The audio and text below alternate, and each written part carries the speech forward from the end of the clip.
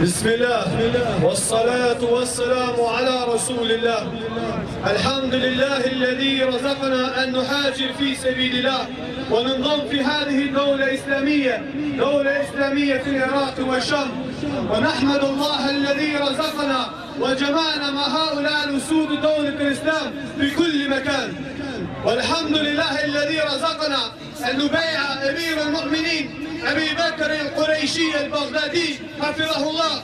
يا أميرنا، لقد بيعنا على السمع والطاعة وبيعنا على الموت، فامضي بنا حيثما أمرك الله. ونقول للطواغيت والكفار في كل مكان، نحن نقول لكم كما قال إبراهيم عليه الصلاة والسلام لأبيه: إنا براء منكم ومما تعبدون من دون الله، كفرنا بكم وبدا بيننا وبينكم العداوة والبغضاء أبدا حتى تؤمنوا بالله وحده. ونقول لكم كما قال النبي صلى الله عليه وسلم: إنما جئناكم بذبح فأبشروا يا أيها الكفار.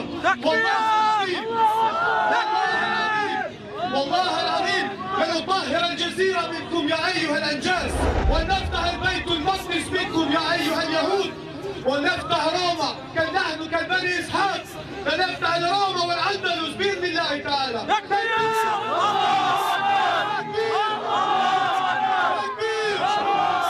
هذه جوازاتكم يا أيها الطواغيت في كل عالم. والله نحن مسلمين، نحن مسلمين، نحن مسلمين.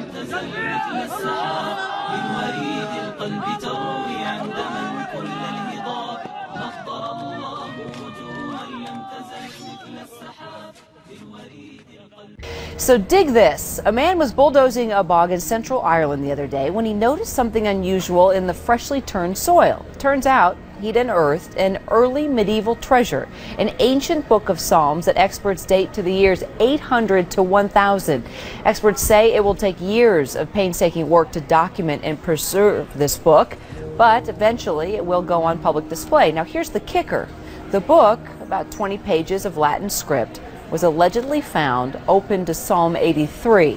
Now, if you're a scholar, as you know, Psalm 83, God hears complaints that other nations are plotting to wipe out the name of Israel.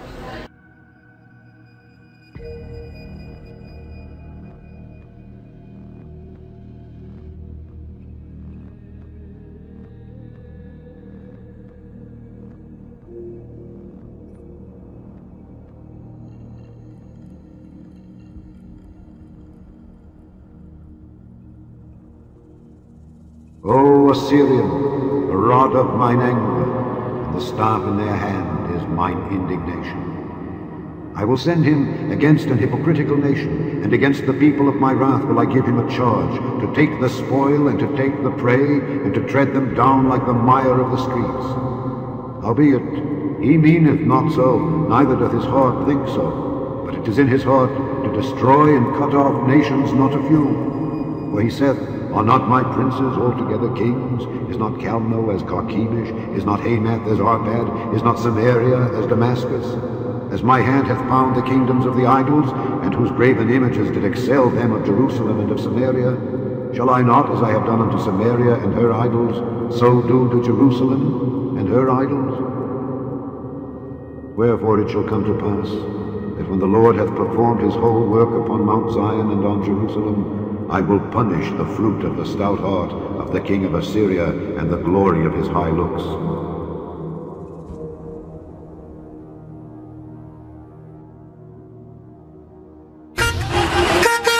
It seems to defy logic. The speed at which ISIS not only invaded parts of Iraq and Syria, but also how quickly the terror group has penetrated the American psyche.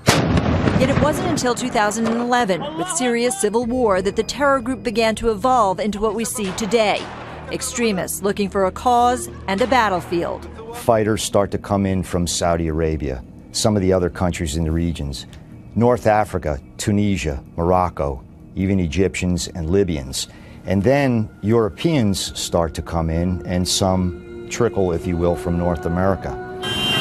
All of a sudden, the group now known as ISIS had a global image. Roughly 10,000 fighters making sweeping gains this summer and taking more territory than Al-Qaeda and its affiliates ever did. what Robert McFadden, a former NCIS chief, calls a veritable blitzkrieg. It's kind of a sweeping, a bell movement of vast swaths of territory that it controls. Now, controlling it and keeping it are two different things, as well as governing that territory. That remains to be seen.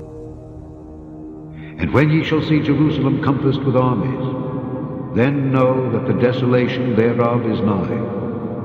Then let them which are in Judea flee to the mountains, and let them which are in the midst of it depart out, and let not them that are in the countries enter thereinto. For these be the days of vengeance, that all things which are written may be fulfilled.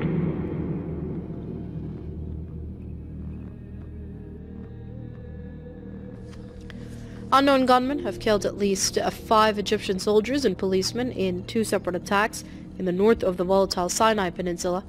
3 soldiers on leave were traveling in a taxi when they were ambushed and shot dead.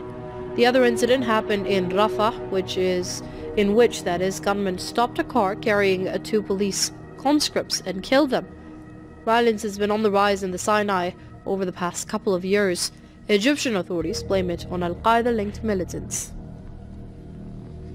The audio we just heard from Egypt, the most populous country in the region. You have the most feared, largest militant group in Egypt now pledging allegiance to ISIS, with the words, "We call on Muslims everywhere to join the Caliphate and help it succeed in obedience to God." Why is that so significant, that you now have the most feared terrorist group in Egypt joining forces with ISIS? This is Anza Bait al-Maqdis. It's a powerful jihadist group in Egypt. It was formed in 2011. It's grown stronger because of the crackdown of the generals on Islamists. It's been able to recruit because of that. It's mainly based in the Sinai region. Why should we be so concerned about it? They could start going after American tourists in Egypt right now. ISIS wants them to do that to retaliate for these US airstrikes against ISIS in Syria and Iraq. This group, Ansar Bait al-Maqdis, they already killed an American back in the summer in a carjacking. Which, by the way, is a pretty frightening thing when you consider the fact that, at least by our understanding, ISIS in Syria may only have 2 Americans at this point. One of them, a woman, that they are desperately, one would imagine, looking for Americans. So if they are able to find another place to find them, that would be empowering for them. That's absolutely right, and we're seeing a sort of expansion, and also in Libya, in this town of Derna. They've basically taken control of this town, which is on the southern shore of the Mediterranean, just 200 miles south of Crete. That is now basically an ISIS stronghold. And Seth, what's your reaction to that when he talks about a new ISIS stronghold? I want to show everyone the map again. The territory where ISIS is growing, the failed states, but you're now looking at Egypt, you're looking at Libya, in addition to countries like that. Libya obviously would probably classify as a failed state at this point. Why is the ISIS message resonating? Well, Aaron, I just came back from this region and South Asia as well, looking at this question. And I would say one of the things that people have taken note of, including both in Libya and in Egypt, is that they've conducted battlefield successes. Unlike Al-Qaeda, which has been pushed back in Pakistan, which has been pushed back in Somalia with al-Shabaab and in Yemen, what ISIS has done is increased its control of territory really since June. I mean, it's been pushed back in a few areas, but that progress on the ground against Iraq and against a U.S.-backed and a coalition-backed Iraq is something that gets people's attention, and has actually, what we're seeing is this competition now between Al-Qaeda in some of these areas and ISIS reaching out to jihadist groups on the ground.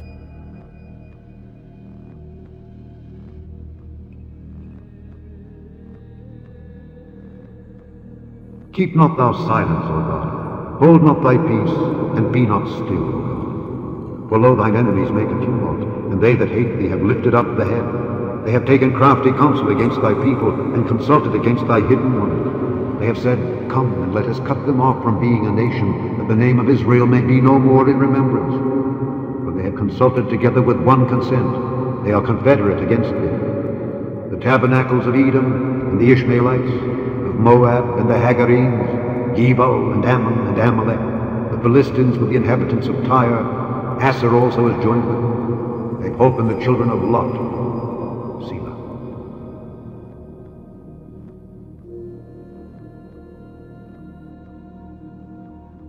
ISIS is not only gaining support in places like Egypt. Jim Sciutto is out front. And Jim, you know, the ambition here is for an Islamic state. How far does ISIS now reach? Well, Aaron, they've got a good start. As you know, They have this base now in Syria and Iraq. They started in Iraq as Al-Qaeda in Iraq, moved over to Syria, kind of blossomed in Syria, then swept down through Iraq earlier this year. Barbara spoke about concerns now that it is establishing a base in Egypt, here in the Sinai Peninsula, but also they have established a base in the town of Darna in Libya.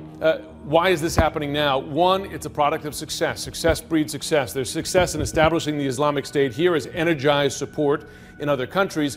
But two, and here's the interesting thing, Aaron, it's also returning fighters who are originally Egyptian, went to fight in Syria for ISIS. When they go home, that's when they try to form a base of support there and then pledge allegiance to the original organization. Same thing happening in Libya. A lot of Libyan fighters fighting in Syria and Iraq for ISIS. When they return home, they establish their own base. So it's a different kind of threat of that returning foreign fighter than we've talked about before. So Jim, what is the concern for the West? Obviously, when you're looking at a place like Egypt, which I believe second biggest source of revenue is tourism, a lot of it from tourists from the West. You now have ISIS cells and operating, pledging allegiance there. When we've seen these tactics like beheadings, no doubt that is going to have an influence on tourism. But how concerning is this for the West? Extremely concerning. I'll tell you, when I speak to intelligence officials, this is one thing they watch, the number of failed states that are spreading around the region. When you look at them, Iraq, at least this portion of the country, largely a failed state. Syria, certainly so. Portions of Egypt now, questions of how much government control. Virtually all of Libya, you can argue, with some exceptions, a failed state, but it goes worse than that. Yemen, this eastern part of Yemen, virtually under the control of extremist groups. Then, of course, you have concerns about tribal areas of Pakistan, portions of Afghanistan, and then down Somalia as well. All of those areas, potential bases and existing bases for extremist groups, make it a heck of a lot easier for them to train, to attract support, money, etc. And the concern is plot attacks on the West. And now over to Egypt, where a car bombing in the northern Sinai has injured at least 10 civilians in the city of Al Arish. Medical sources state 2 of the injured are in critical condition. It was the first violent incident in the region since the Egyptian army started an operation to create a so-called security buffer zone in the area near the border with the Gaza Strip. The army made the move in response to a bombing that killed and injured dozens of soldiers in the region just over 2 weeks ago. We think of ISIS, Jim, and ISIS is Syria and ISIS is in Iraq, but now you have a militant group in Egypt, the predominant one there in this hugely important country, vowing loyalty to ISIS. What can you tell us about this? Yeah, this is a big deal. One, it just shows the international appeal of ISIS as it has won successes in Iraq and Syria. It becomes, the new star terror outfit. We've seen that in their recruiting numbers, particularly of foreign fighters, 1,000 a month, and that has not let up with the U.S.-led air campaign. In fact, there's some that believe that this U.S.-led air campaign will actually increase recruiting because they see ISIS is standing up to the West and its powerful military. But now you have this Egyptian group that to this point has been principally focused on attacking the Egyptian government and military, now swearing allegiance to ISIS. The worry here is, does that group then take its campaign against civilians, which has been ISIS's strategy, and that's a big deal. Egypt is a very powerful and populous country, but it's also a country that Americans, a lot of Westerners visit. Will this bring those kinds of attacks to a place that many of us might visit someday? But also, would it threaten this government? Remember, Egypt is a U.S. ally. It's an Israeli. It's got diplomatic relations with Israel. So it shows that ISIS has power beyond its power base now, and that's a disturbing development.